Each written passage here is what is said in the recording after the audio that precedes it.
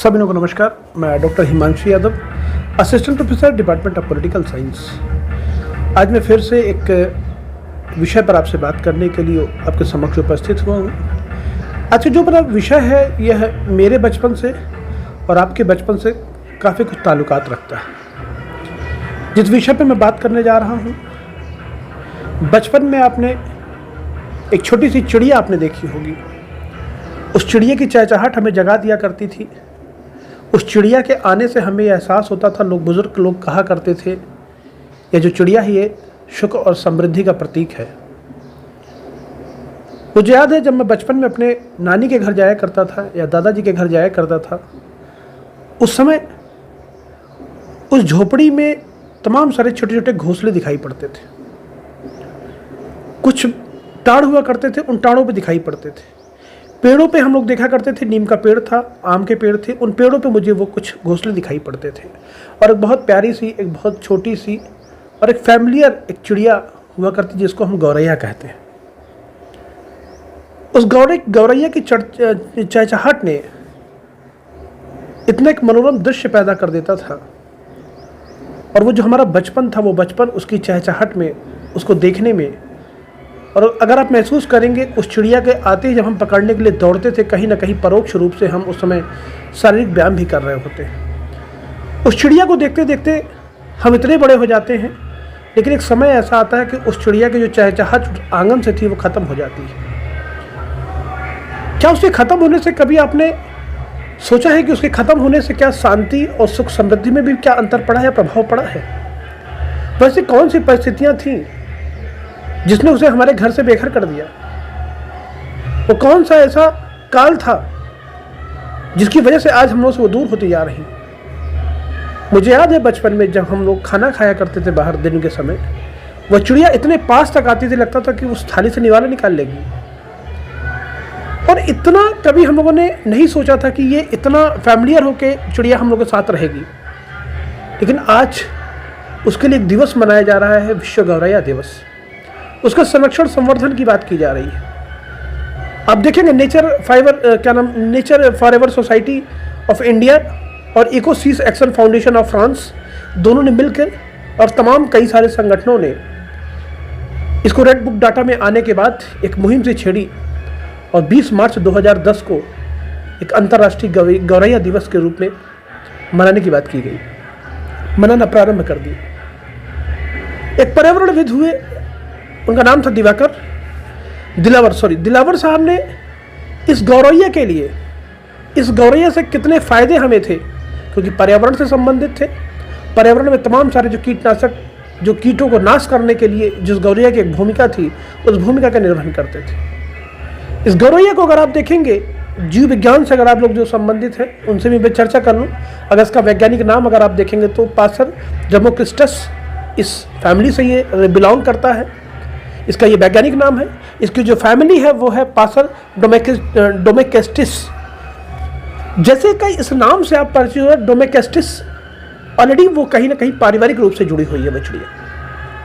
लंबाई चौड़ाई देखेंगे तो इसकी जो 15 सेंटीमीटर की एक छोटी सी चिड़िया लंबाई और 32 ग्राम का केवल वजन, लेकिन उसकी चहचहाहट आपको वह अनुभूति, वो आनंद देती है जिसका एहसास शायद हम और आप नहीं कर पाते, केवल महसूस कर सकते हैं। वो उसकी कीमत नहीं है। वो 32 ग्राम का वजन, उस 32 ग्राम के वजन की जो आवाज़ होती है, वह आवाज़ आपके मेरे अंदर फुर्ती, ऊर्जा का एहसास दिलाती है।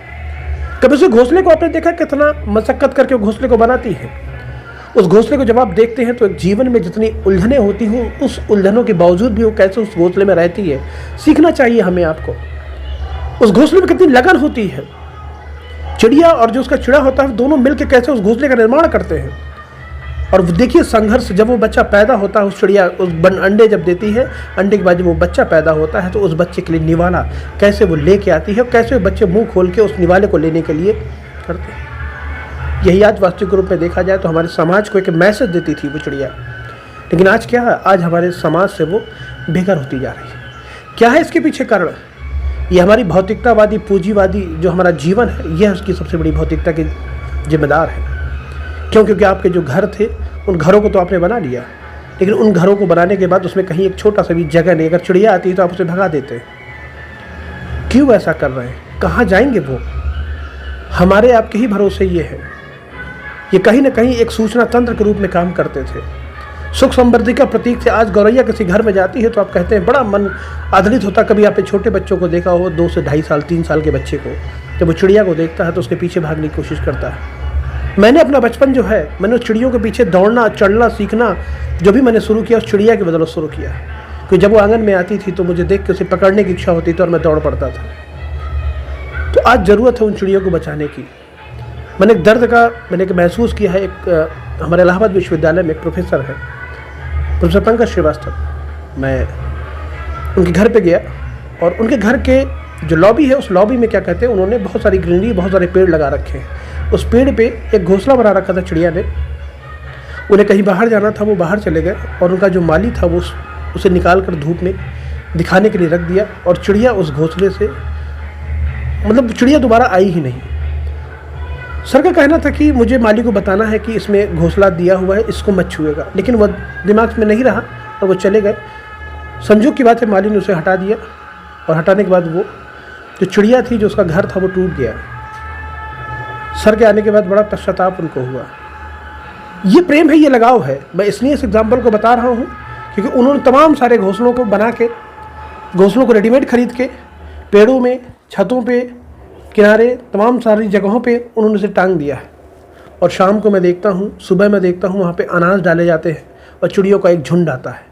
उस चिड़ियों को, झुंड को देखने के लिए मैं कभी कभी सुबह उनके घर जाता हूँ और वो जो आनंद प्राप्त होता है, वो आनंद को आप अनुभूत नहीं कर सकते। जो उस वक्त देखता है वही अनुभूत कर सकता है। यह 2010 20 मार्च 2010 को विश्व गौरैया दिवस जब मनाया गया, इस गौरैया दिवस मनाने में दिल्ली सरकार ने सबसे पहले इसे अपना राष्ट्रीय पक्षी घोषित कर दिया। उसके बाद बिहार कैबिनेट ने भी अपना डिसीजन लिया, उसको राजकीय पक्षी अपना घोषित कर दिया। तो ये हमारी गौरैया जो है, इसे बचाने की आवश्यकता है। गर्मी का महीना शुरू हो चुका है।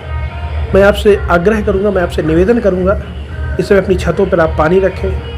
ये गौरैया ही नहीं, जितने भी हमारे पशु पक्षी हैं, इन पशु पक्षियों के लिए आज आवश्यकता है इस पानी की।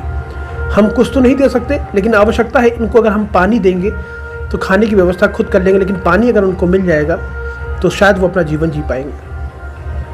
मुझे याद है पहले जब हम नाना के यहाँ जाया करते थे, नानी के यहाँ जाया करते थे, तो बालियाँ लोग लटका दिया करते थे, उन बालियों पर बैठ कर उसका भोजन किया करती थी। वो कितना अच्छा लगता था।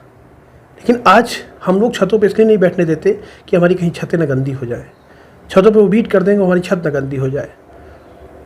तो मेरा आप सभी लोगों से ये आग्रह है, मेरा आप सभी लोगों से निवेदन है, ये जो पक्षियाँ हैं, ये हमारे पर्यावरण का एक बहुत महत्वपूर्ण हिस्सा है और इन्हें संयोजना, इन्हें बचाना, इनका संरक्षण करना, संवर्धन करना हमारी आपकी एक नैतिक जिम्मेदारी है। तो मैं आप सभी लोगों से ये आग्रह करूँगा, मेरा एक अनुरोध है, मेरा एक निवेदन है कि आप लोग अपनी छतों पर इस गर्मी के मौसम में पानी को रखें। और कल विश्व गौरैया दिवस है, आज विश्व गौरैया दिवस है, तो मैं चाहूँगा कि आज से ही क्यों न इस संकल्प को ले लिया जाए और इस संकल्प को लेकर सभी लोग एक नई मुहिम छेड़ें और इसे बचाने की कोशिश करें। अपने घरों पे तमाम अमेज़ॉन से आपको मिलते हैं, आप उनके घोंसलों को एक बनाने की वो दें कि आपके घर तक वो आएँ।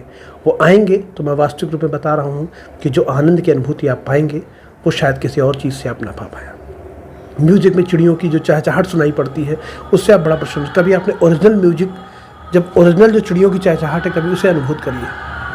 तो मुझे लगता है कि ये हमारे जीवन का एक बहुत ही सार्थक पहल होगी, एक सार्थक प्रयास होगी, जो हमारे पर्यावरणविद इसको 20 मार्च 2010 से जिस मुहिम को उन्होंने छेड़ा था, उसे हमें आगे बढ़ाना है। हर वर्ष की एक थीम होती है, इस बार की भी थीम है आई लव स्पैरो। मैं गौरैया से प्यार करता हूँ, ये एक थीम बनाई जाती है, हर साल की अपनी एक थीम होती है। इस बार की भी यही थीम है। तो मैं इसी थीम के साथ मैं आप सभी लोगों से आग्रह करूँगा कि आप लोग मेरी द्वारा जो बताई हुई बातें हैं अपने जहन में, अपने दिल में, किसी एक कोने में उनको अगर आप बसाएंगे और वहाँ से एक शुरुआत करेंगे तो हम किसी को जीवन दे पाएंगे और इस जीवन का फल निश्चित रूप में हमें कभी न कभी इसको ज़रूर मिलेगा। इसी के साथ मैं अपनी वाणी को विराम देता हूँ। जय हिंद, जय भारत।